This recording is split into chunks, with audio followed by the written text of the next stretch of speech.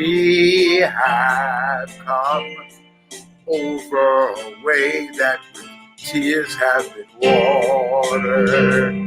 We have come treading our path through the blood of the slaughtered.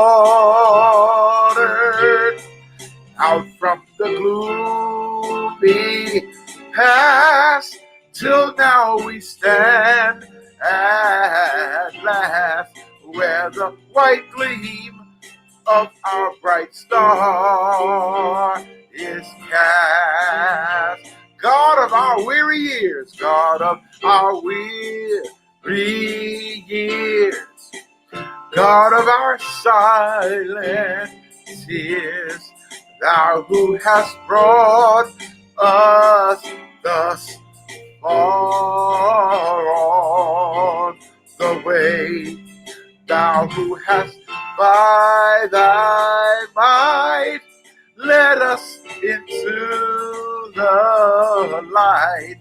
Keep us forever in the path, we pray. Lest our feet stray from the places, our God, where we met Thee, and lest our hearts, drunk with the wine of the world, we forget Thee, shadowed beneath Thy hand. May we forever stand true to our God, true to our native land. Yes, true to our God, true to our native land. Yes, yes, true to our God, true to our native land. Yea-bo, true to our God, true to our native land. Family, I'm so proud today to be an African. True to our God, the God of our ancestors, the true and living God who is the creator and sustainer of all life. We give God the praise today. We give God the glory and the honor.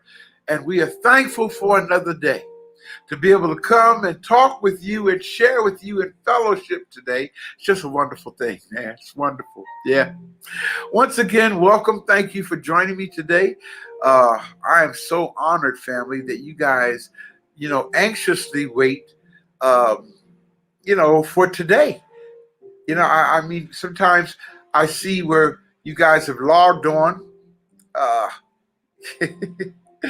Yeah, let me pull up our teaching for today here so I can get right to it.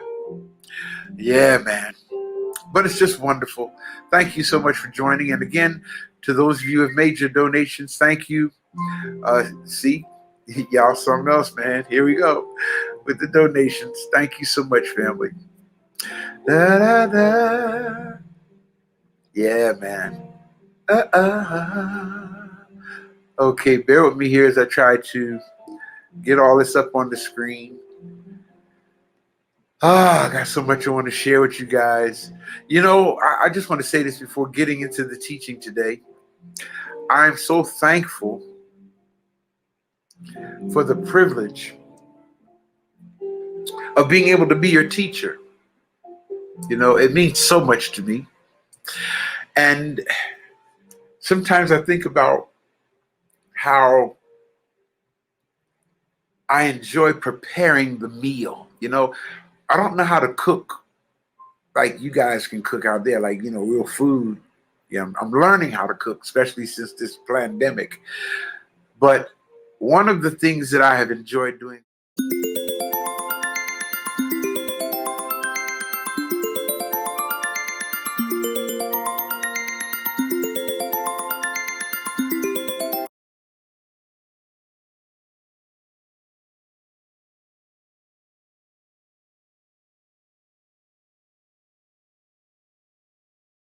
for what, 48 years now, is preparing the meal to feed God's people with.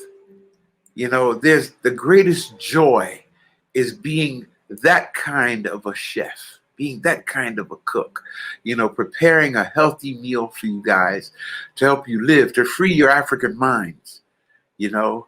And so, you know, whenever I have the opportunity to do what we're doing right now, and actually not after preparing the meal to share it with you, you know, my prayer is that you will dine sufficiently. Okay? Something that you can take away with you and carry it with you throughout the week. Something that you can ingest and then digest, and it becomes a part of you. You know, that is so important to me. So let's get right into the teaching for today, okay? Yes. To those of you who have assisted me, Minister Herndon, thank you for assisting me. To our ministerial staff, Minister Karen Stewart, Minister Sharon Hopkins, I thank you guys. To the African villages around, we honor you today. I don't want to forget to do that. To the elders and members of the African village of St. Louis, I honor you today. Thank you for being my support. Thank you for standing with me. You brothers and sisters are absolutely beautiful. I thank God for you. Okay, to the brothers and sisters of the first African village that we gave birth to 9 years after we started. That was the African village of Youngstown, Ohio. To our elders and brothers and sisters there, we honor you as well. Thank you so very much for being who you are. To our elders and brothers and sisters of the African village of New York City, in the house, I see you guys. Thank you for being with me. Thank you for your continued prayers and support. Thank you for loving Brother Ray. Thank you, thank you, thank you. To our brothers and sisters of the African village of Chicago, the African village of Detroit, Michigan, to the African village of Kansas City, to the African village of Memphis, Tennessee, to our African village of Charleston, South Carolina, to the African village of Atlanta here, to all of our brothers and sisters down in the Virgin Islands, down in Guyana, South America, to our brothers and sisters there in Florida. You know, I don't forget about you guys. To our brothers and sisters in Washington, D.C., in Canada, okay, the Virgin Islands, if I didn't say that already, to everywhere in the motherland, to the military bases, brothers and sisters on the military bases who watch us around the world regularly.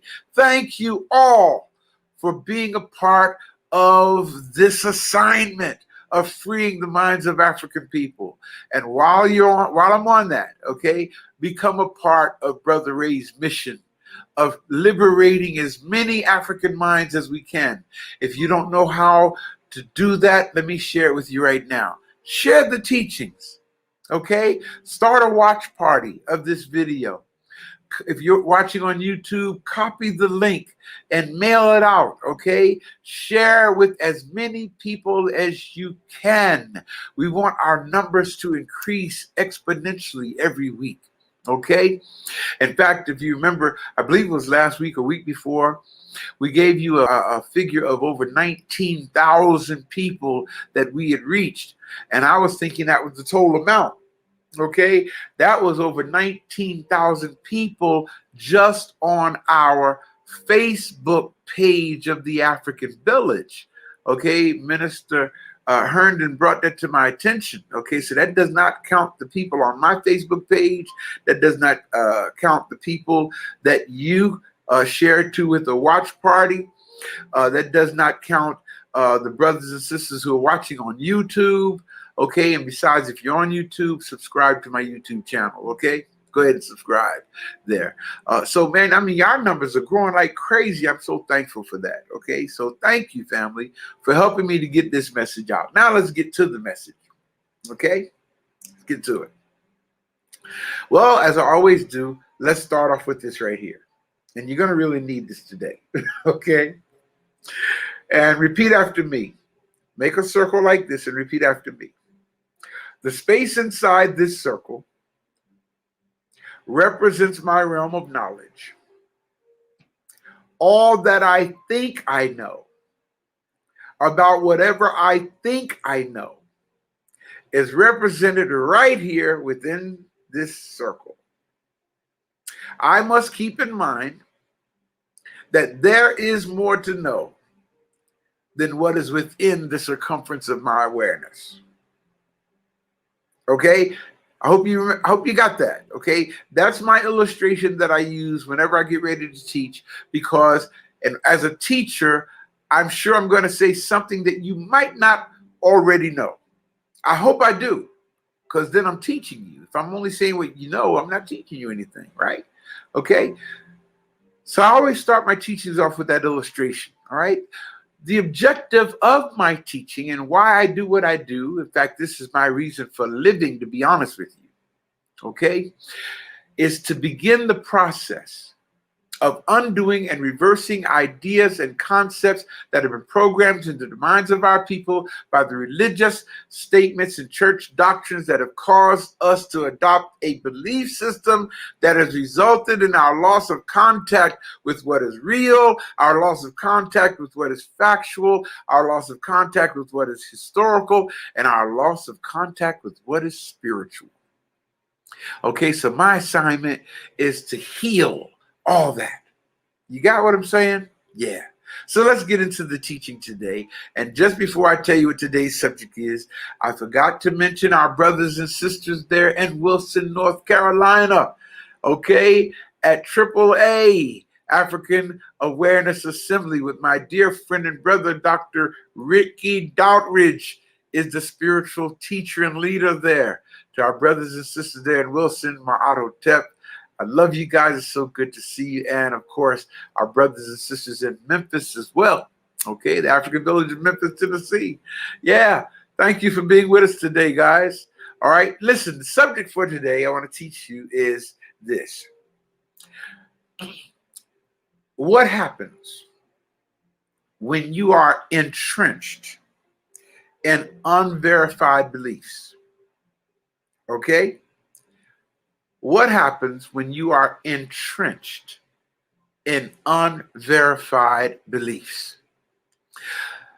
I want to start off by sharing a story with you today, okay?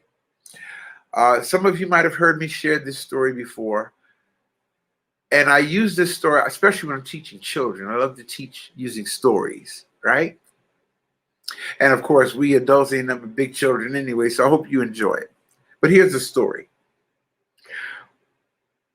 One day, in a village in South America, a tribal village there, one of the elders of the village, one of the leading elders of the village, awakened early before the sun came up. And he had a lot in his spirit, I guess, so he decided to go for a walk. He didn't want to disturb the other folk there in the village. He went for a walk. And as he's walking, he walked by the stream that flowed through the village. By the time he had reached the stream, the sun began to come up. And he noticed how the rays of the sun were bouncing off the rippling of the water as the stream flowed, right? And it looked like diamonds in the water, actually, you know?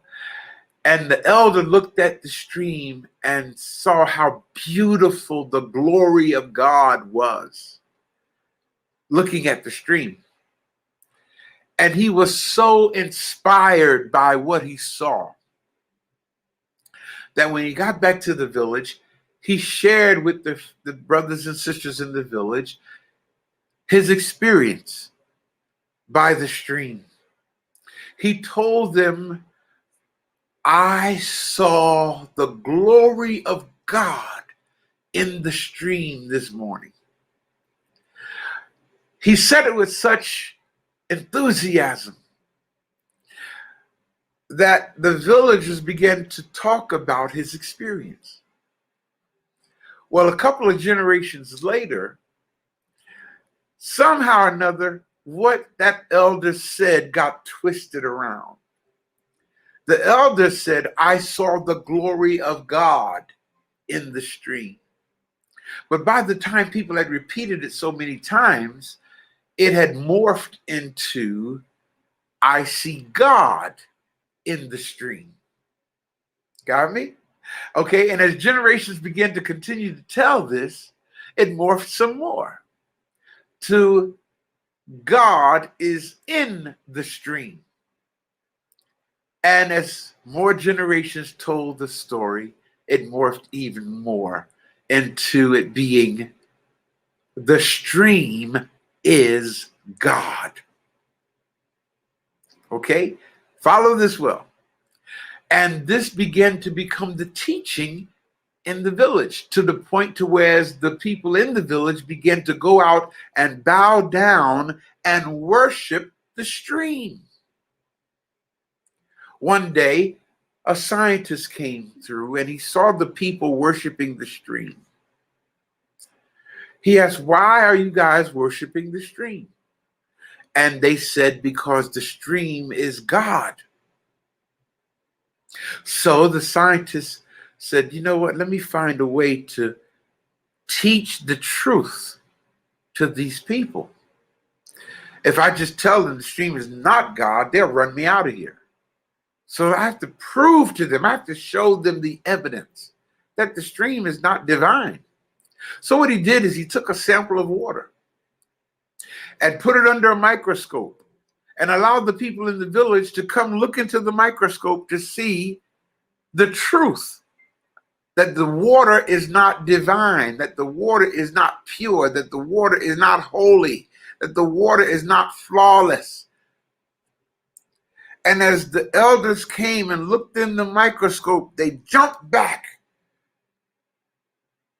perplexed, disturbed.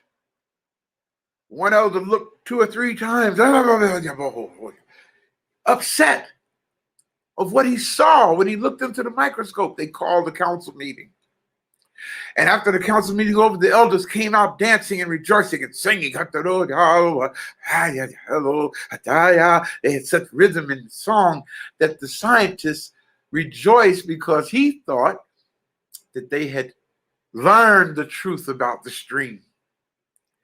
They marched and sang over to where the microphone was, and they picked up stones and they smashed the microphone and just broke it to pieces and threw it on the ground and stomped it. And then they began to rejoice because they destroyed the microscope. Why did they break the microscope? Why? Microscope hadn't done anything to them. Why destroy the microscope? Because the microscope revealed the truth to them about the water that they thought was divine. When they looked into the microscope and saw the bacteria and how big it appeared in the microscope, of course they couldn't see it with the naked eye, but in the microscope they saw how ugly and large the bacteria was in that water, and they could not handle it. So they broke the microscope.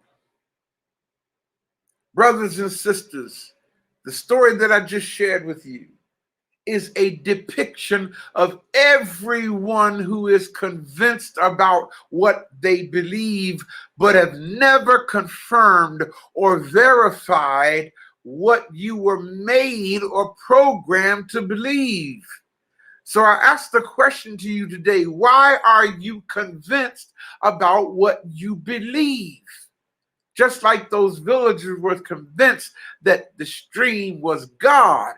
Why were they convinced that? Because they were told something like that long time ago, and it got twisted over time to where now what they believe is not true. And then it takes somebody to come along with a microscope, like Brother Ray, to come along with a microscope to make you see that what you thought you believed is not necessarily the truth. So important to understand. Family, listen to me when I tell you this. You should not believe something simply because some old manuscripts have been produced. Nor should you believe something because it's your national belief. Nor should you believe something because you've been made to believe it from childhood. And that's what most of us are. Rather, you might be convinced of what might be true. Yeah. If that's how you're believing stuff, you may be convinced of what might be true instead of what must be true.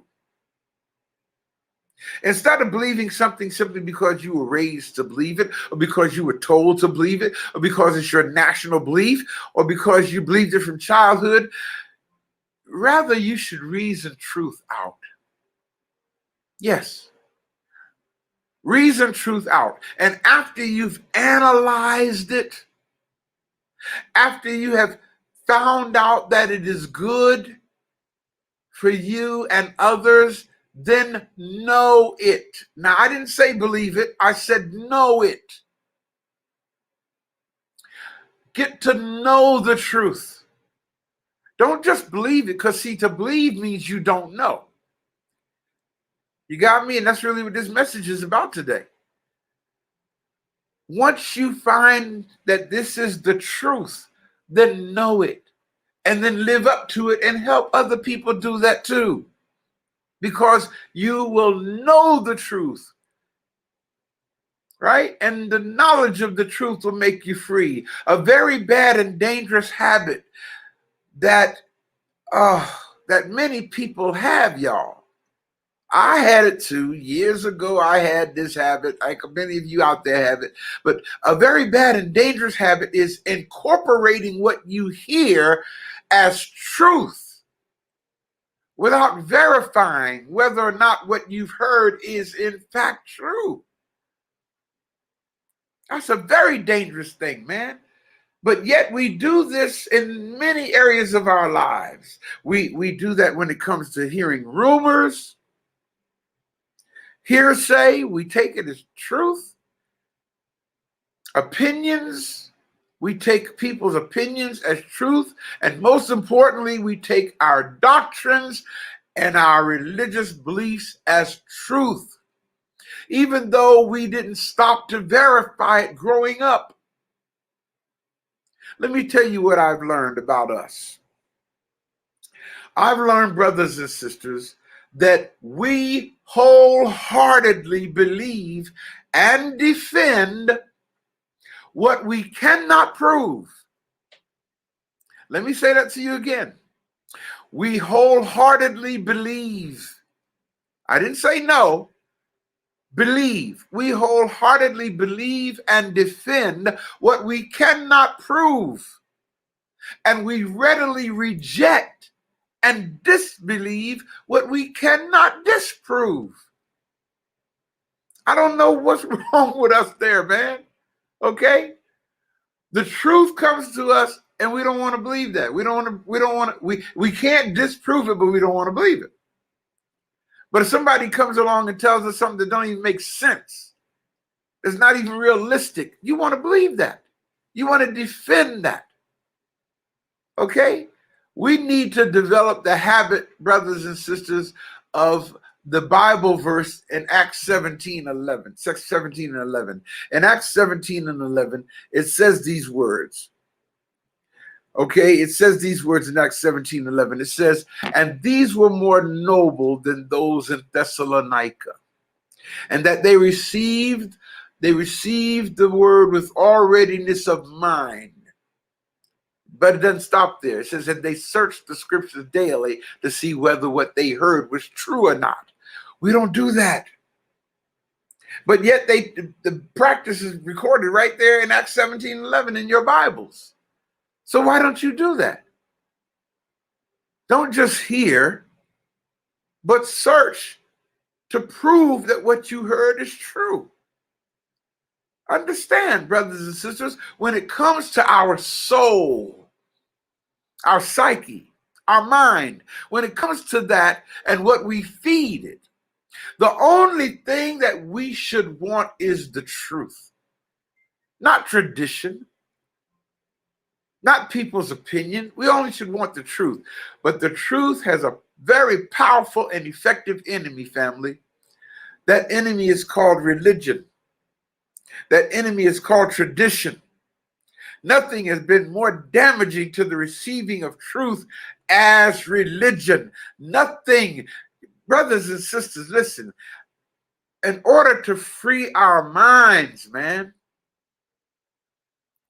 in order to free our minds, we have to be willing. We have to be willing to first entertain the idea that maybe what I've been thinking is wrong.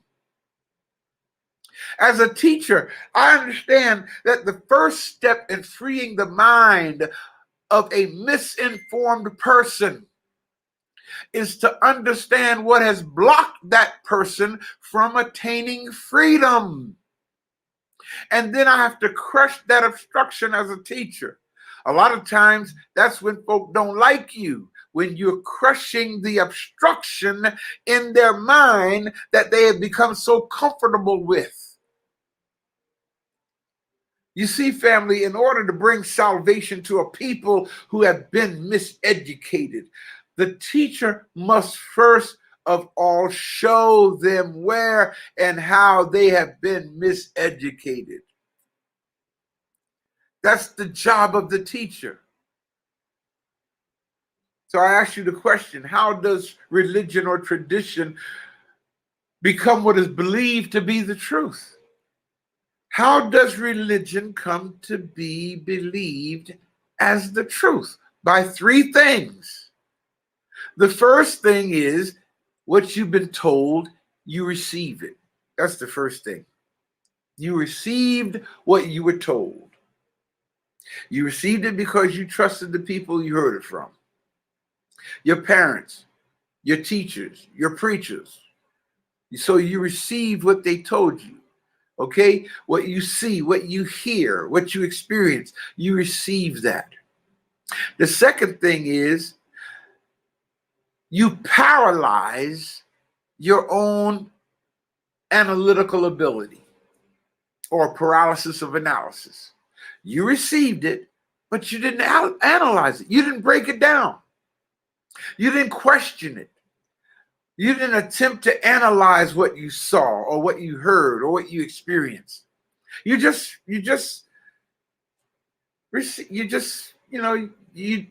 accepted it, man. And that's the third thing, acceptance. You accepted what you heard as true. You accepted what was told to you as true without analyzing it. You accepted it. It literally, listen, it became a part of the very fiber of your life. You incorporated it. You ingested it. Okay, then you digested it. And then you established a conviction about it. And then to make it worst of all, you passed it on to others without ever verifying the authenticity of what you were taught. Now, the real tragedy, follow this well. The real tragedy is when you become entrenched in your unverified beliefs. When you become entrenched in your unverified opinions, when you become entrenched in your unverified ideas, and you end up closing your mind to anything outside of what you think you already know. Listen, one of the things that I've learned as a psychologist, as a therapist, and that is this, and that is that the act of psycho-intellectually blinding someone is bestowing lies upon them and then making them believe and teach those lies to future generations. Did you get that? Psycho-intellectually blinding someone comes from bestowing lies upon them and then making them believe those lies. Did you get that? And then teaching those lies to future generations. And guess what, brothers and sisters? Pastors and religious leaders across this land right now today are teaching the lies that they were taught to the people sitting and listening to them. Yes, I did it for well over 25 years. I taught what I was told. Think about what I'm saying, brothers and sisters. Because you trusted your teachers, you accepted, ingested, and digested what they taught you. And then you grew up believing that. Now you're preaching it. Okay? Did you do your homework to see if what they taught you was in fact true? Did you validate it, or did you try to invalidate it? Again, the subject for today is entrenched in unverified beliefs. Now, what is meant by the word entrenched? What do I mean when I say that? Entrenched means to be firmly established in a thing, whether it's a belief system, a thought processes, a relationship, a habit, whatever. To be thoroughly established and firmly established in it, to the point to where it's difficult or unlikely for you to change. God, have I met so many people who are entrenched in unverified beliefs, and they are unlikely to change. I've had to walk away from so many people and tell them, listen, you have the right to remain ignorant. That's your right if you want it. Okay? But there's a verse in the biblical text in John, the 8th chapter, the 32nd verse, and it says these words. You've heard it many times, I'm sure, before. Now, even though I'm quoting it from the biblical text, it didn't come from the Bible. Actually, what I'm about to quote to you came from the walls of the pyramid of Teti the first, not Pharaoh Seti, Pharaoh Teti the first, his pyramid there in Saqqara, Egypt. Okay, it says these words, and you will know the truth and become free as a result. The biblical text says it this way, copied from that pyramid, and you shall know the truth, and the truth shall make you free, which is really an inaccurate statement. That became the motto of the Central Intelligence Agency. And you shall know the truth, and the truth shall make you free. But I need to add something to that verse. I need to add something to it. I need to add these words. And the knowledge of. Now let me say it again with those words. And you shall know the truth, and the knowledge of the truth will make you free. You see, the truth alone won't make you free, family. What good is the truth if you don't know it? So it's the knowledge of the truth that makes you free. You follow me? And when it comes to things that pertains to God, the major stronghold that prevents the liberation of the African mind is something called religion. Yes, that's the major stronghold, man, that prevents the liberation of the African mind, religion and tradition.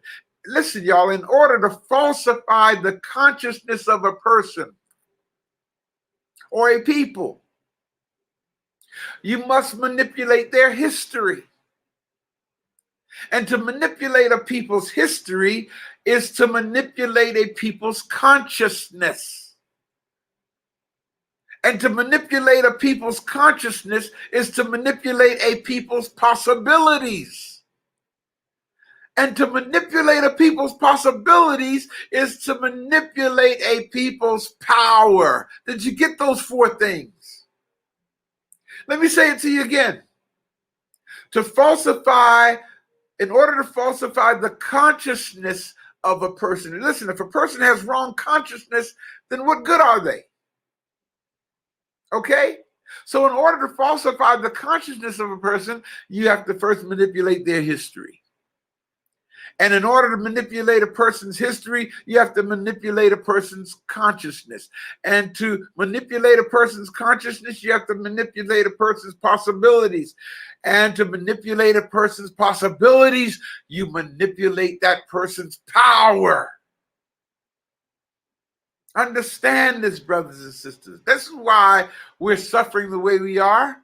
We're suffering the way we are because our history has been twisted, resulting in false consciousness, resulting in false possibilities, and as a result of false possibilities, we're walking around powerless. Yes, brothers and sisters. And that comes as a result of listening to or believing or ingesting, taking in Eurocentric historiography or other cultural historiography besides our own. It's important to understand, y'all, the three principal functions. Follow me well. The three principal functions of Eurocentric historiography. And when I say Eurocentric historiography, I mean literature, okay? The history that has been written down according to Europeans, according to Arabs, according to any other culture other than our own. The historiography that we need to learn about is the historiography of our ancient African ancestors. It's okay to learn about other people's historiography, but you need to know your own. And the principal functions of Eurocentric historiography is to, number one, separate us from the reality of ourselves. And it's done a good job. Number two, to separate us from the reality of the world around us. And three, to separate us from the ramifications of our story. There's strength in knowing our story. There's power in knowing our story. There's deliverance in the power of our story. Yes, but we have to know our story. And that's why they have given us Eurocentric historiography, because the Eurocentric historiographers knew that what they documented, if we believed it, it would mess us up. It would mess us up. And brothers and sisters, yes, we are messed up. We are messed up. Why? Because we're believing what we were told by those who mean us no good. And not only do we believe it, brothers and sisters, what they told us became so attractive to us that we want it. We want it. And the most powerful psychopathology, brothers and sisters, is the belief in something simply because you want for it to exist. Did you get what I just said? I'll tell you again. The most powerful psychopathology is the belief in something simply because you want it to exist, or you need it to exist because that's what you were taught when you were growing up. Let me go here with you today. I want to challenge you. Brothers and sisters, we must ask ourselves, if we want to be free, we must ask ourselves, why do we want or need for Adam to have existed? Why do we need that? Think with me. Why do we want or need for Moses to have existed? Why do we want or need for David to have existed? Think about that. Why do you want or need for Jesus to have existed? Oh, I know. I know I went outside somebody's circle on this. I know that hurt when I did that, but these are serious questions you need to ask yourself. Why do you want or need for Paul to have existed? Why? Why do you need that? Now I know what the answer that you are going to tell me, but when you really analyze it, again, back to analyzing what you've been told, do you really need it? Adam never existed. That's Eurocentric historiography. Adam is the beginning of their story. That's why I can only date back to about 6,500 years ago. He's the beginning of their story. And when a people don't have a past, they must create myth to supplement the facts of their existence. Write that down. When a people do not have a past, they must create